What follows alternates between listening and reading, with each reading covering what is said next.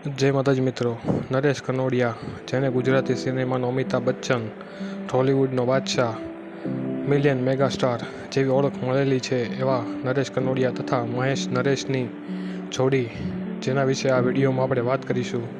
પહેલાં તો like, share અને સબસ્ક્રાઈબ કરી દેજો. નરેશ કનોડિયા એક્ટિંગની દુનિયાનો રાજા, જ્યારે મહેશ કનોડિયા સંગીતની દુનિયાનો રાજા હતો. નરેશ મહેશનો જન્મ કનોડા ગામમાં થયેલ. તેમના પિતા મીઠાભાઈ વણાટ કામ કરતા. ખૂબ ગરીબીમાં જન્મેલા આ બાળકોની સફર હવે શરૂ થાય છે. તેમના પિતા મીઠાભાઈ વધારે પૈસા કમાવા અમદાવાદની એક મિલમાં કામ કરવા અમદાવાદ આવ્યા. નરેશ કનોડિયા 6 મહિનાના હતા ત્યારે તેમની માતાનું અવસાન થયું. નરેશનો ઉછેર તેમની બેન કંકુબેને કર્યો. જ્યાં ત્યાં જઈ માંગીને પેટ ભરતી. ખાવાના વાંધા હતા, એમાં ભણવાનો ખર્ચો ક્યાંથી નીકળે.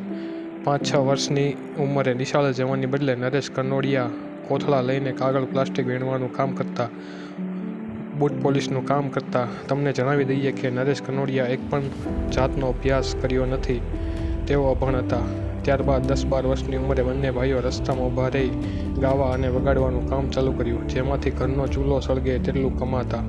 મહેશ હાર્મોનિયમ વગાડતો. ધીમે ધીમે બંને ભાઈઓ શેરી મહોલ્લામાં દેશી ઢબના ગીતોના પ્રોગ્રામ કરવા લાગ્યા. ત્યારબાદ નસીબ અજમાવવા બંને ભાઈઓ મુંબઈ જવા નીકળ્યા.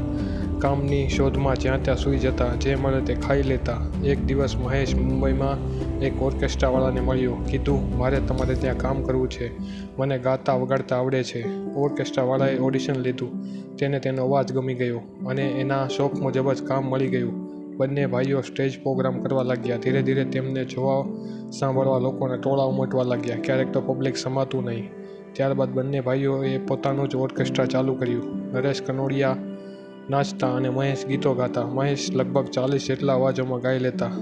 લતા મંગેશકર, દિવાળીબેન ભીલ, મોહમ્મદ રફી જેવા કલાકારોના અવાજ પણ તેઓ ખૂબ જ બારીકીથી ગાઈ બતાવતા.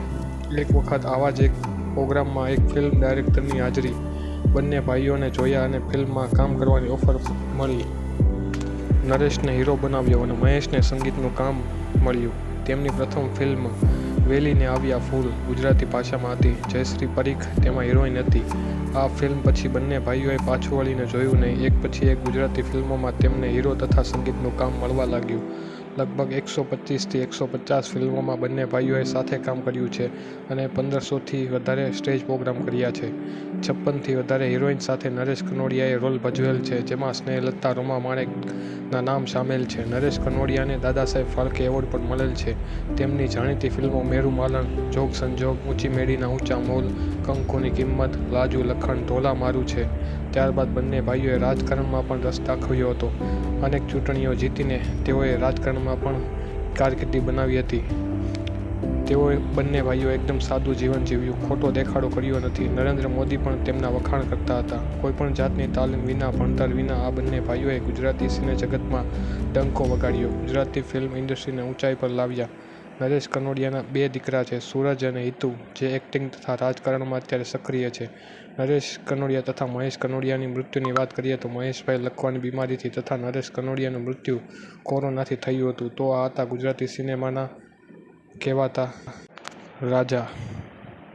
વિડીયો ગમે તો લાઈક કરો, શેર કરો, સબસ્ક્રાઈબ કરો આપણી ચેનલ. અસ્તુ.